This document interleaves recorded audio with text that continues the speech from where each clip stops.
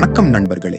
இன்று நம்ம கேலக்ஸி தமிழ் டிவியில திரை விமர்சனம் நிகழ்ச்சியில் மோகன்லால் நடித்து திரைக்கு வந்துள்ள திருஷ்யம் படத்தின் 3வது பாகம் எப்படி இருக்கிறது என்று பார்ப்போம்.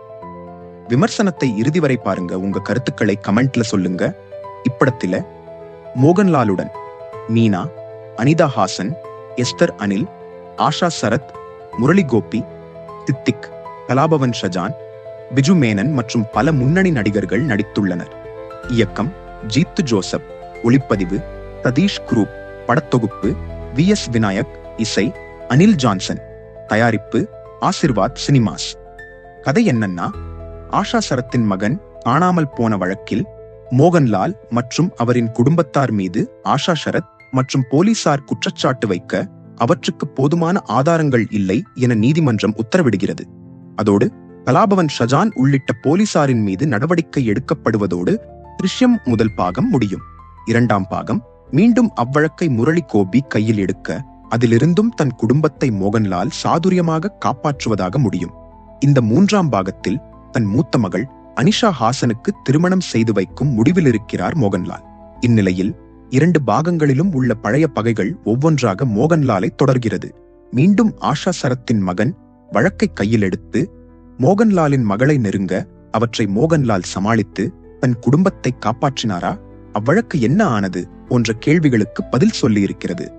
ஜீத்து ஜோசப் இயக்கியிருக்கும் இந்த திருஷ்யம் 3 மலையாள திரைப்படம் தன் குடும்பத்திற்காக எதையும் செய்யும் தைரியம், பல ஆண்டுகளாக நெஞ்சுக்குள் இருக்கும் குற்ற உணர்வு, மகள் மீதான பாசம், ஆபத்தான தருணங்களில் பதற்றம், எப்போதும் இருக்கும் சமயோஜிதம், பணக்காரருக்கான உடல் மொழி என்று வழக்கமான சிறந்த நடிப்பை வழங்கியுள்ளார் மோகன்லால். மீனா, மூத்த மகளாக அனிதா ஹாசன், இளைய மகளாக எஸ்தர் அனில் என அனைவரும் சிறப்பாங்க நடிப்பை வழங்கியுள்ளனர். முரளி கோபி, சித்திக், கலாபவன் ஷஜான் முந்தைய பாகங்களில் வெளிப்படுத்திய அதே பரபரப்பை தங்கள் நடிப்பின் மூலம் ரசிகர்களை கவர்கின்றனர். ஒரு த்ரில்லர் படத்திற்கு தேவையான ரசிக்க வைக்கும் ஒளிப்பதிவை தந்துள்ளார் சதீஷ் குரூப். படத்தொகுப்பாளர் VS விநாயக் தன் சிறப்பான எடிட்டிங் பணியை செய்துள்ளார். அனில் ஜான்சனின் பின்னணி இசைப்படத்தின் ஓட்டத்திற்கு நன்கு கை கொடுத்திருக்கிறது.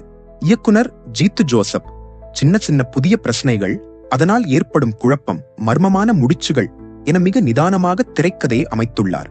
முந்தைய பாகங்களுடன் ஒப்பிடுகையில் சுவாரஸ்யம் மிக குறைவாகவே இப்பாகத்தில் இருப்பது பெரிய மைனஸ். முதல் 2 பாகங்களை ரசித்த ரசிகர்களுக்கு இந்த 3ஆம் பாகம் சற்று ஏமாற்றத்தை தரலாம்.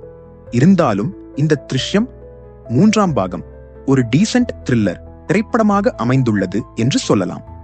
4ஆம் பாகத்திற்கான லீடை இயக்குனர் ஜீத்து ஜோசப் படத்தின் இறுதியில் கொடுத்துள்ளார். அப்படமாவது முதல் 2 பாகங்களைப் போல் விறுவிறுப்பாக இருக்குமா என்று பொறுத்திருந்து பார்ப்போம். இந்த விமர்சனம் பிடிச்சிருந்தா லைக் பண்ணுங்க, நண்பர்களுக்கு ஷேர் பண்ணுங்க, மறக்காமல் சப்ஸ்கிரைப் செய்து நமது சேனலுக்கு ஆதரவு அளிக்குமாறு அன்புடன் கேட்டுக்கொள்கிறேன். மீண்டும் ஒரு திரை விமர்சனத்தில் சந்திக்கிறேன். நன்றி.